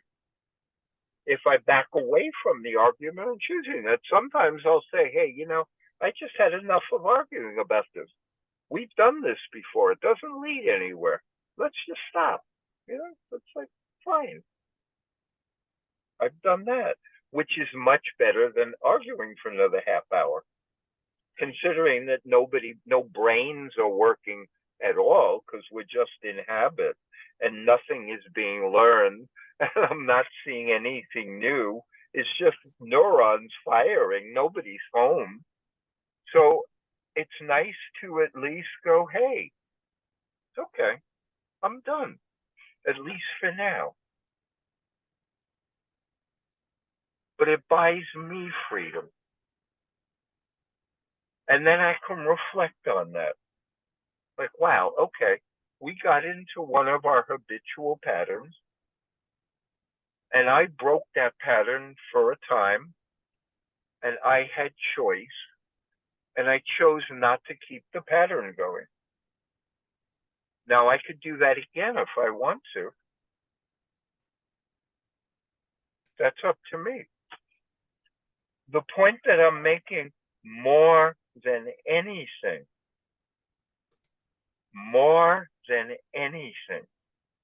is the moment of forgiveness for choice. The moment of forgiveness and choice. And I create that moment by reminding myself that I can forgive now. And then I have access to other parts of my brain that remind me, oh yeah, that's right. You've been dancing like this with her for God knows how long. Aren't you tired of it? If you're really tired of it, learn a new dance step. Don't just blame her. You can't just say she has 2 left feet, that's why we can't dance. You can, but it'll continue till you're dead. The point that I'm trying to make, that I want to leave you with, is you do that whether there's somebody actually there or not when you have a grudge. That is the deep, deep, deep, deep point that I want to emphasize above and beyond anything. When you have drama going on in your head of a pattern of resisting reality, arguing with it, and blaming somebody else or the past or your past for why you're stuck now. It doesn't matter whether there's a real human being or not. It's the same thing. It makes no difference whether there's a real person there or an imaginary person, somebody who, whatever. It's just that you have a history. You've trained your brain to respond in a way where you're still fighting what is. And you're still trying to impose your picture on what is to reality. And every time you do that, you suffer. You suffer, suffer, suffer, suffer, suffer. And you blame them so you never grow. You can't grow if it's their fault. And again, I'm trying to remind you that many of the things I say about what's limited about my partner are true. I need you to grasp that. When you say I had crappy parents, that's likely true. When you say my father was too drunk to pay attention, that's likely true. It just doesn't matter anymore. What matters is the story and the pattern that you're stuck in. So I can say to myself, hey, she has this issue. Her mother didn't do X. If I say that as an excuse for myself not to change, then I'm just keeping the pattern going and nobody is growing. If I say that to say, well, she's got an obstacle here, I may have to work harder because I may be healthier in this moment than she is. So that's on me. If I use it to just make her as an excuse why we're stuck, that's on me too. It's who owns the problem. And when you have a pattern, you own your part in the pattern.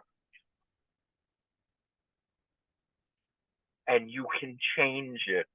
And I have found such an effective way to change it is by just whenever I get a moment, no matter what that pattern is, I completely and unconditionally forgive you. It just buys you time. It resets your nervous system. It opens your heart back up. And it's a wonderful alternative to keeping a pattern going. Because that's all it is. I mean, you may think that you had the worst marriage, the worst parents, the worst kids, and that may have been true X number of years ago. Now it's just a story. And you determine how you tell that story and what you do around the story. That's up to you. But you have to change now. That's the only time you can change. That's the only place you can change. Right now, I unconditionally and fully forgive myself. If you're feeling stuck, I completely and fully and unconditionally forgive everything that I've done. Or if you don't like what they're doing, if you don't like their mind, I completely and unconditionally forgive you. Your heart rate goes down. Your mind clears for a moment, and then you realize, ooh, I'm a full participant in this. Ooh, I had choice all along. Thank God I found it now. That's the gift of forgiveness. I always had a choice.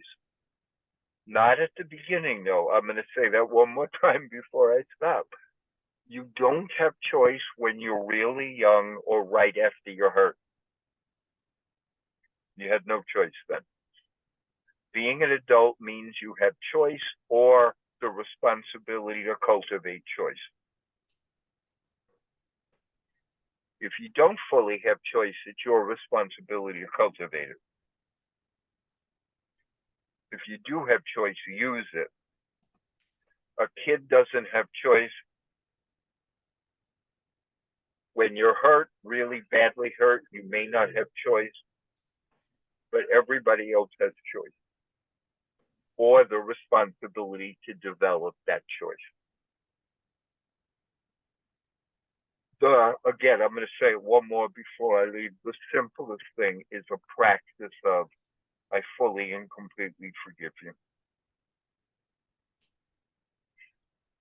Unless you're in active grief and you have to work things through, stuff from the past or your own rigidity, it's a really nice practice in the moment. I fully and completely forgive you. I unconditionally forgive you right now. That's a really helpful practice that just resets our nervous system. Anyway, I hope you learned something from my wanderings and meanderings of mind. I've taught this stuff for a really long time. And, you know, obviously Herb has too. So when you teach long enough, you learn like certain ways that we all make it harder on ourselves.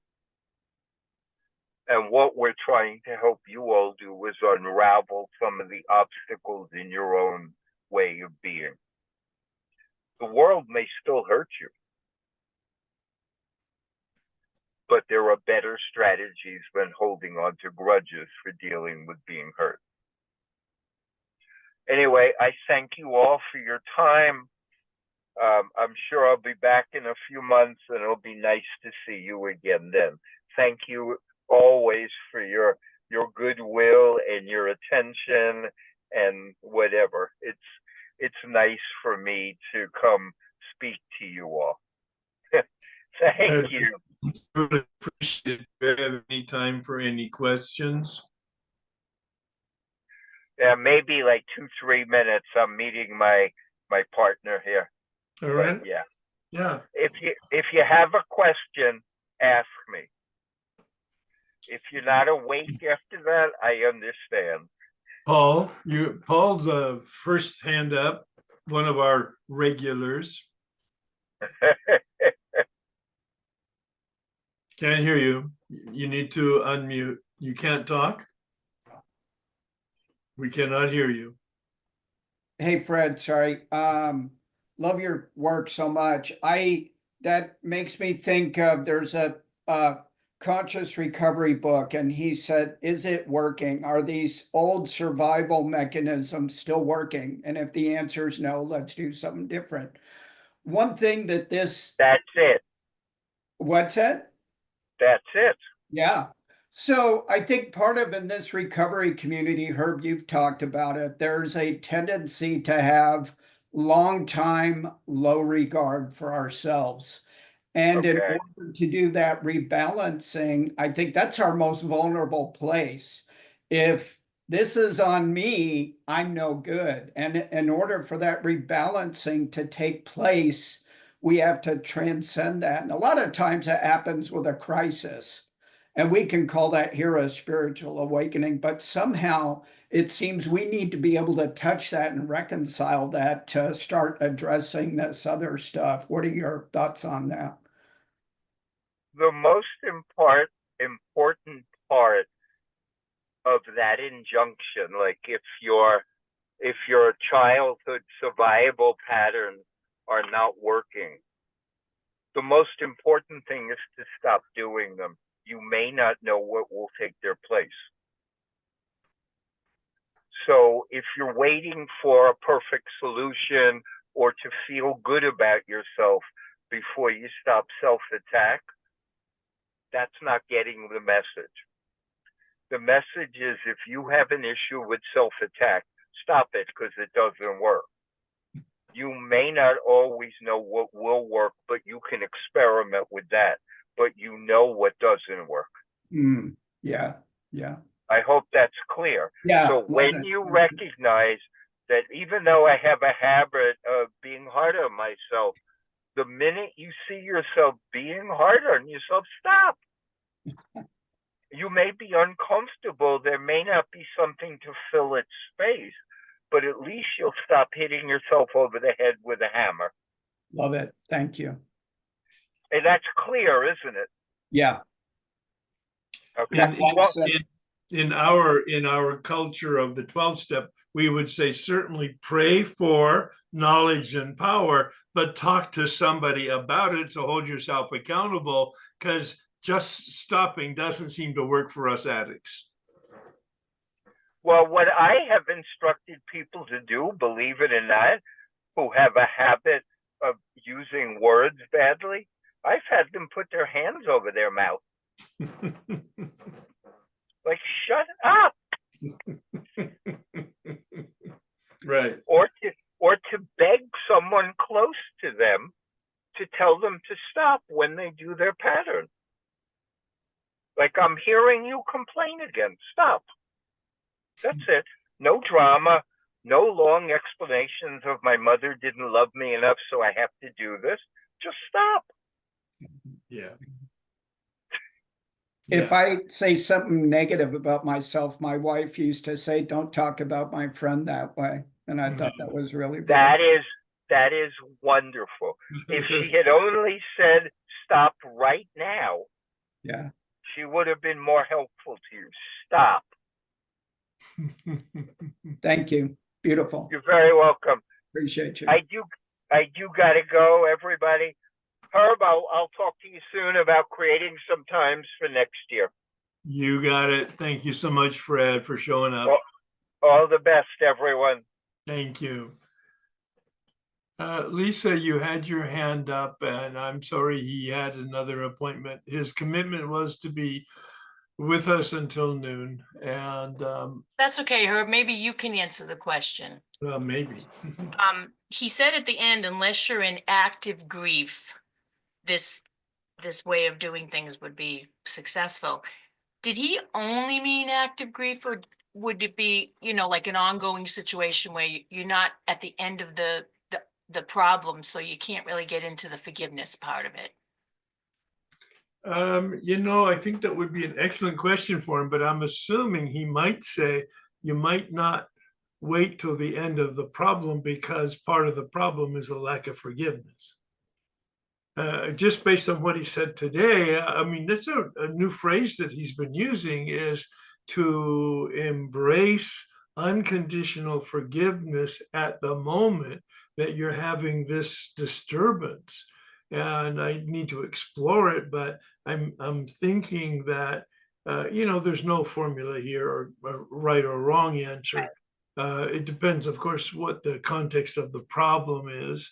Because again, embedded in your question is forgiveness can be, an attempt at forgiveness can be done too early. That is correct. There is a process to it, and there is a timing to the forgiveness process. One of the things that is very clear from what he said, and it's very clear from the work that we've done anyway, and that is a prerequisite to the choice that he talked about, this decision to forgive, a prerequisite is consciousness.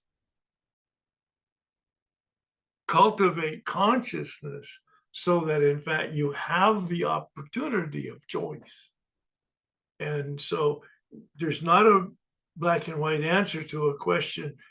Probably needs to be teased out a little bit as to what the content of the question and the sequence of the problem and nature of the problem and that kind of thing. Yes? I threw a lot at it there. Because he did say if it's a situation where you can't get to the place of forgiveness, it might be time to walk away, which I do agree with him. But right.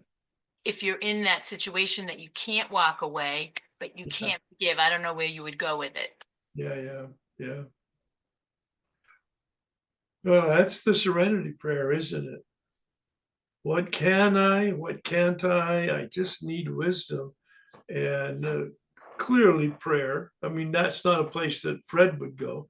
But talking to somebody else about whether that be a therapist and or a companion sponsor, or maybe even an attorney, some professional level of person that can give you some counsel as to a situation that is not resolving itself. Yeah. Okay. Thank you, Herb. Yeah. Thank you, Lisa. I'm happy to respond to questions or comments or experiences that anybody has. I've got time here for a while, and anybody who doesn't have the time or interest, obviously, you have the button to leave anytime you want. We will be rounding it out no later than 20 minutes from now. So Kathy, please. Hi, Herb. Thanks for doing this workshop. I so appreciate it. I just wanted to comment on your comments about this being a process. I've had some struggles with forgiveness after my family imploded after a death 8 years ago. Yeah. the whole family went cuckoo. The cuckoo left the clock. You know, we entered into a terrible state. So I did intensive therapy, a lot of work in the adult child environment, as well as AA, and really leaned in to that support, and especially my therapist. And I remember at about 2 years after doing a lot of work, I kind of started to have a lot of compassion for these people who had hurt me so deeply. And I said to my therapist, I said, okay, like, I think I'm forgiven. Now, this is a person I've been talking to, you know, regularly, once a week, sometimes twice a week, as well as my sponsors, about it all. And so I said, well, I think I've reached a place of forgiveness. I think I'm really ready to reach out and figure this out. And he's like, are you kidding me? He said, forgiveness is divine. I've been talking to you. You have not let go. This is a process. This takes time. And what I really appreciated about this is that now 8 years later, I am at a way different place than I was, 6 years ago. And I'm still even, I've reached out and I've, given some olive branches. It's been rejected. But I'm just trying to stay in, if I keep doing what I can keep doing, I'm going to keep getting what I'm getting. So this forgiveness I'm realizing is for me.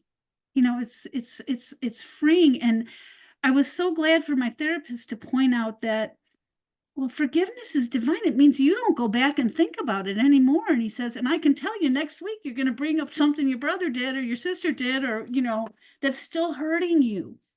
And it just gave me it. And again, I wanted to beat myself up for it because I wasn't doing it perfectly. But then I realized that, no, I'm human. And this, I started doing a lot of work in grief and realizing that I have to give my life space for that. And, I don't know, I just was really stimulated by this whole conversation and wanted to thank you for continuing to say, this is a process. It doesn't happen overnight. And I'm just grateful for that. And Bill's very clear in the big book, pages 66 and 67, for deep resentment. But I think the dynamic is true for grief. I think the dynamic is true for hurt. All right. Mm. Not just resentment. And he talks about a prayer practice. Asking for. I think we lost him. My Wi-Fi probably went out of balance. So, Kathy, are you still there? I'm still here. Yes, thank you, Herb. Yeah. The pages 66 and 67 talk about a prayer practice for the removal of deep resentment. Essentially, we're inviting the Spirit to enter into us for healing, to remove from us the darkness or the shadow. And I think that's an essential part of the forgiveness process and or the grief process and or the resentment process. And that is that prayer. Now, Fred wouldn't go there because he's the scientist, he's a psychologist. But that's our invitation, is to believe that there is this healing power in the universe that we can invite in for that. And then at some point to see what happens in terms of our relationships with others. We may want reconciliation, but that may not be an option. Mm-hmm. It may not be an option because of Right. all of the other dynamics that are on them and the universe. So be careful with an expectation that this process is going to have the desired outcome that you want, because that is absolutely not guaranteed. There will be an outcome, but it'll just be reality manifesting, and reconciliation may not be on the table. Mm-hmm. And I've accepted that. Yeah. I've accepted that. And it's actually, there've been moments too where I'm almost like, I know that they're my family, my sisters and brother, and I love them, but I also feel free, a little bit more lightweight, because I don't have to try to navigate through that stuff. And that in itself is like, okay, then my Yeah, life is better, as sad as it is. yeah, But I have to tell you, there was no way over it or around it. I had to go through it. yeah, I had to 100%. cry and feel it. Yeah, And being a highly sensitive person, Yeah. that's 100%. We really do have to go through it, process it. But keep in mind, it works in all of these areas. This yeah. spiritual formula that we've found, essentially step 10, is to pray and to talk to somebody about it, and eventually to help somebody else. Yeah. And that's the turning from our grief and our resentment and our forgiveness, or lack of forgiveness. That's the solution, when we can make a choice to release them, make a choice to be released, that self-forgiveness, and to get on with living in reality. Mhm. Thank you, Herb. Kathy, thank you so much. Other comments, questions, concerns? Appreciate all of it. And yes, Nan, I will send you the slides. Yeah. Hi, Herb. It's Ruby. I'm driving, so I'm not going to stay on camera. Hello. Hello. Thank you so much for this. I need it really badly, and it's great to hear both a 12-step perspective and Fred's. So the thing that was helpful to hear was the process, because I was going through something with a tenant that was not paying rent, and my step guide was like, oh, pray for her. And I was like, well, I'll pray for her, write that prayer that they get what you want, but I'm going to call her what I think of her. And she was like, why? She's a sick woman. And I told her, no, I refuse. And she got it. But I just feel like, yes, there is a time, because the abuse or the bad thing was not in the past. So it wasn't even though it was occurring, let's say it was occurring for a year, it was still ongoing. So it wasn't something from the past. So I just didn't feel it was healthy. I didn't feel it was a resentment. And this kind of clarified that for me, I think, if you have any words to say about that. Well, I'm not sure what you're saying. I guess what I'm saying is, or maybe let me put it as a question. If I understood Fred correctly, my me to pray and sort of like pray for that person who's currently doing an injury. Well, I wasn't recommending you pray for them. I was recommending that you pray for yourself. No, I agree. My step guide was suggesting I pray for the person who was causing the injury. It's a spiritual practice, and I think it's a valid spiritual practice to pray for them and their healing. But what's your question? No, the thing was, I told her, fine, but I'm not calling her by her name. I'm calling her by the rageful feelings I have about her. And what clarified for me is, and you can tell me if I'm wrong, that I'm not in resentment if I feel angry about something that is actually still happening. Is that right? Well, no. You're in resentment. Why are you rationalizing it? Because I understood that was... No. Why are you having this reaction? Get rid of the tenant or accept the behavior. Well, I was working on getting rid of the tenants, right? So Yeah. my step guide was telling me, oh, you should pray for her and not feel this way. Well, no, that's it. You should not feel that way is not healthy. Of course, Right. you're going to feel the way you feel, but do you want to continue feeling that way? No. All right, so then you take responsibility to pray for your healing. And yes, I think it's a good practice that you pray for them and their healing, despite the fact that you have anger. Right. Yes. And I was willing to do that. But I was going to inject my current feeling about that person and not call them Mary per se, but call them other choice words during the prayer. Well, that's just part of your expression of your anger, sure. Yeah. Okay, great. And that was No, the that might be feeding the beast, though. And yeah, really, seriously. And maybe you need to do that for a moment or two. But Yeah. eventually, I think we think and feel and act better than we think and feel and act in order to change it. right. Right. Thank you. Thank you, Herb. Yeah. Yeah. No, that's a good question, and I hope people took it seriously because and Fred said it. Behave differently. He got right to the bottom line. Stop it. Just behave differently. And that's really good science, actually. That's not just psychology and or religion. It's now bona fide biological, physiological science.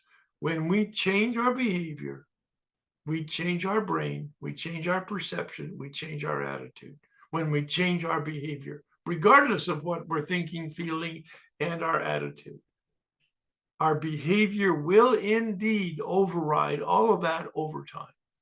It's a phenomenon. I mean, and we know it in the program, but now it's clear science. So thanks, Ruthie, very much. Bob?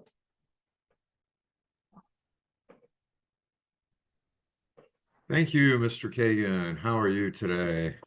Wonderful. Well, my question concerns levels of knowledge of things, because Bill in the book says self-knowledge is not enough. And we know what he is appropriate. Not enough to deal with addiction. Right. And so I've discovered that knowing something up here just isn't sufficient if you're trying to change something Right. deep down. So I believe that this question is more properly addressed to the universe, or however you want to look at this, later today when I just ask. But I was wondering if you have any advice for taking the knowledge that I've gained from you and Fred, who had that wonderful thing about your life is basically just a story you're telling yourself, right? That is one of the best things I've ever heard. And it's got to match the facts, right? You know, you got to be factual here. A lot of people do. So you just want to find a different one that matches your facts that's going to work for you. I was wondering if you have any advice for driving the lessons that I'm learning up here deep down. I know taking it into prayer and then meditating. That's a good start, but it won't do it. Yeah. Now, what will really do it, number one, is to begin acting as if the information you have is true.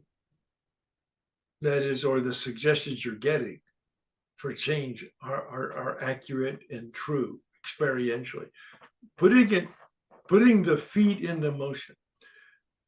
For me, what really happened is when I talked to somebody about it, it became experiential. When I really was transparent about what I was thinking and feeling and doing, it became experiential, and it became easier to actually behave differently. Eventually, though, and this is really fairly sophisticated, of course, answer to the question, and that is, if you really want to learn and experience something, try to teach it.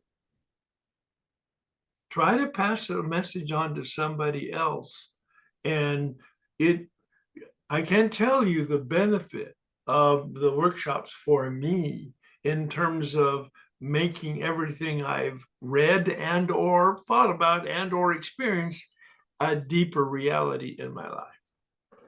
Yes, thank you. I have experience with that because before my current gig, I was instructing people on energy efficiency code and lighting controls and stuff like that. So the byword is always, well, if you really want to know something, figure out how you have to teach it to somebody. Well, it's a classic statement in the educational system for teachers. They say it all the time. You really want to understand something, try to teach it. Yeah. Thank you, sir. Bob, thank you always. Thank you. Okay, I can't read that. Lolly, please. Okay, thank you, Herb. This was fantastic and the most painful subject for me. I've done, the steps about 9 times. I've been in probably every therapy for childhood abuse, sexual abuse. I've given, workshops, yet I forgive for a moment and it comes back. Yeah. I forgive and it comes like all the other little people or people after that forgiven. But it's still raw and it affects my life. And I'd like to say, and I do think there's a difference sometimes with neurotic parents, people who had neurotic parents and extreme abuse. I think there's a difference. And sometimes I I'm sure. mind a little. Sometimes people are like, oh, your dad's an idiot, so just forgive him. You know what I mean? That's different than a dad who, molests and rapes a child. There's just a difference. But not to stay with that difference. I mean, I do believe also what you're saying, it's a slow process, but possible. But yet it still eludes me and is painful. And there's moments, which is weird, that I do feel forgiveness, but then it comes back. The key for me Yeah. was the work of column 3, resentment inventory, and then column 4, resentment inventory, and the prayer practice in between. Now, many people, maybe including yourself, I'm not going to explore that right now, believe that they actually did the resentment inventory, and even out of the big book, and even column 3, and even column 4, and even the extended work. But if you still have problems, there's more work to be done in column 3 to reveal. And not because you read the big book, because the big book only lists words, it doesn't give instructions. And the column 4, it only lists words, it doesn't give instructions. I had to have somebody, 2 different people, help me unpack column 3, help me unpack column 4 as to the possible implications, interpretations, and applications, so that in fact, it was humiliating to see the truth of the delusion that I lived in concerning reality at age 50 years old, 10 years sober. And so my sense is there's some, this right now isn't for you. What you're, the whole question that you have is an invitation to find somebody who has done deeper work than you've done or been exposed to, so that in fact you can get underneath to the real cancer. That's my suspicion. Mm-hmm. Okay. Thank you. Yeah, you're welcome. Good luck. Yeah, I know. Good. Keep smiling about it too. That's great. Cynthia, please. Hi, Herb. Really great to be here, and thank you so much for the workshop. I've been listening to you for the last 3 or 4 years. I actually grew up in Palos Verdes, so I'm not far from where you are, but I'm now in Oregon and Washington area. So I'm on your Thursday 4 o'clock workshop as well, 12-step workshop. But I just wanted to say how important it's been for me in this process of spiritual transformation, how important it is to embrace the grief, because it's easier for me to do a spiritual bypass and say, oh, it really doesn't exist. And, I minimize it or rationalize it, but it's been really important for me to embrace my feelings around the grief and loss from as long as I remember in my childhood, my family of origin childhood, and my parents, growing up in an alcoholic home, and often they weren't available. And so repercussions of that have manifested in my life, and I've learned how to, I'm learning how to be there and present for myself. But I've had to really feel the feelings and really allow myself to feel the grief around the loss. And it's really painful. It really hurts. And to acknowledge reality for what it was. And it was easier for me to live in fantasy than it was reality. Right. So I But just easier, at least that's the delusion. yeah. So I just wanted to share that, how important it's been for me to embrace my feelings as I've been on this 12-step journey. Yeah. Recovering from alcoholism and food addiction and really codependence, has been my primary illness. So that is just what I wanted to say, is how grateful I am that there is step 8 and 9. There are, 2 steps that it can help me with this process, but that I want to really acknowledge my feelings around the grief and Well, loss. and it's really important. You used the word, and many of the people who shared have used the word, and Fred and I certainly use the word process. That's not an event. Process means it takes time. We're not talking about days and weeks and months. It takes years. My experience, anyway, years of unfolding, diminishing the darkness, increasing the light, diminishing the darkness, increasing the light, like the dimmer switch, going up a notch at a time. But the really good news is it's powerful and it's effective and it's long lasting in the long term. There's I really I'm going to ask Fred if he will do the next one on grief, because there's very little work been done by me, certainly, formally, and or by many people that I've at least been come across on the grief issue in the 12-step environment. And I think it's a subject that really warrants some focus. So thank you for bringing it to our attention. Sure. And Patrick Carnes, I don't know if you've heard of him before, but he says he thinks that the 12 steps are a way to deal with grief. I believe that, and the way to deal with forgiveness, and the process is essentially the same. There is a handbook called the Grief Recovery Handbook, written by a couple sober guys about 40 years ago, and they have an organization called the Grief Recovery Institute. So there is information, there is an attempt formally to deal with it, but it's never been made too visible, like I just made it visible. Maybe people don't even know about that. But I'm going to, maybe in the first quarter, address that with Fred Luskin. That would be awesome. Yeah. Well, thank you so much. Thank you so much. All right, everybody, wonderful. For this group, we'll join again next year at some point, like Fred invite us, and also with Dr. Berger next week, if you care to join us. And then there'll be a new series of topics for next year that we'll reveal sometime in January. Meanwhile, join me in this adaptation of step 7 prayer. I changed it to make it more current, broader, more positive.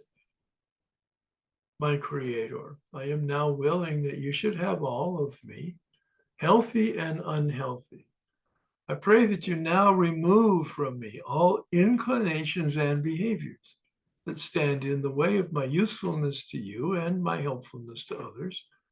Grant me knowledge and wisdom, strength and power, courage and humility, as I go out from here, intending to do your will, by trying to be in alignment with reality as it really is. Amen. Thanks, everybody.